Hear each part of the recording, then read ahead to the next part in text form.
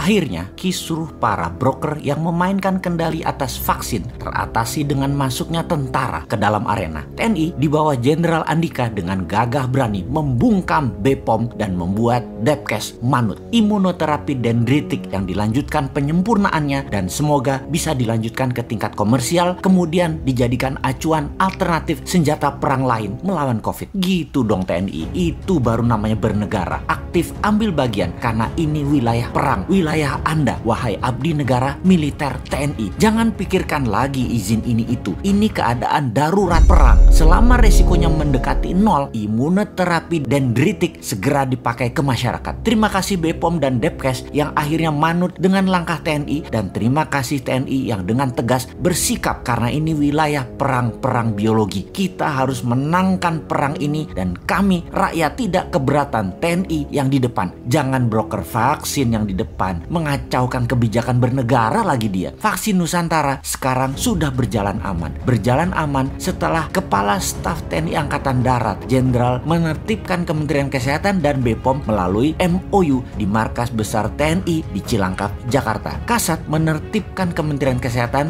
dan BPOM melalui tripartit. Isinya menyetop istilah uji klinis vaksin Nusantara menjadi riset dendritic cell, dan ini dilanjutkan penelitian non-profit belum untuk vaksinasi massal. Izin itu tidak dibutuhkan. Titik, mission accomplished. TNI masuk. Di sisi masyarakat, kita juga harus mencermati esensi pernyataan Profesor Khairul Anwar Nidom, guru besar biokimia dan biologi molekular Universitas Erlangga dan juga ketua tim riset corona dan formulasi vaksin dari Profesor Nidom Foundation atau PNF, yang mengatakan vaksin Nusantara mampu mengantisipasi mutasi COVID, di mana kalau menggunakan vaksin konvensional maka harus menunggu lebih dari 1 tahun. Keburu virusnya mutasi lagi. Ini yang menyebabkan vaksin konvensional gagal menghadapi COVID-19.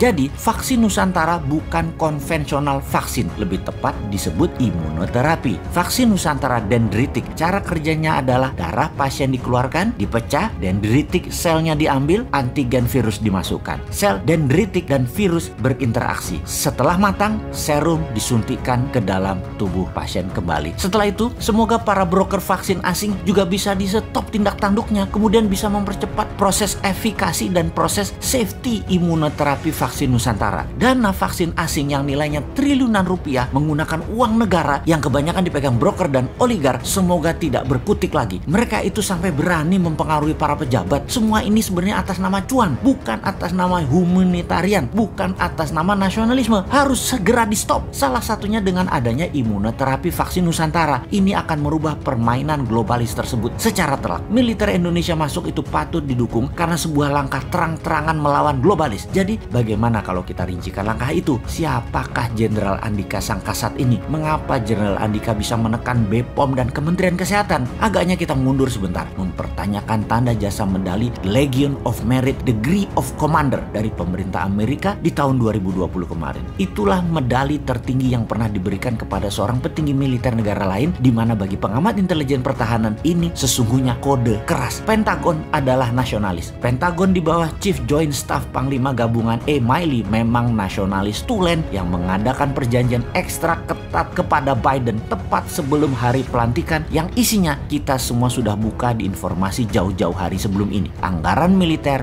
4 tahun ke depan nilainya 3 triliun dolar dan tetap berperang melawan Tiongkok. Apa yang terjadi? Semuanya disetujui oleh Biden. Jadi medali The Legion of Merit Degree of Commander adalah kode keras perlawanan terhadap globalis yang disematkan kepada Jenderal Andika. Dan kalau militer dalam hal ini Jenderal Andika bertindak, inilah tindakan nasionalis melawan globalis. Kembali ke imunoterapi vaksin Nusantara. Ini adalah kabar baik untuk kemanusiaan. Dunia segera melihat secercah harapan baru dimulai dari Indonesia tanpa cawe-cawe regulator yang miring ke globalis dan broker vaksin. Good luck.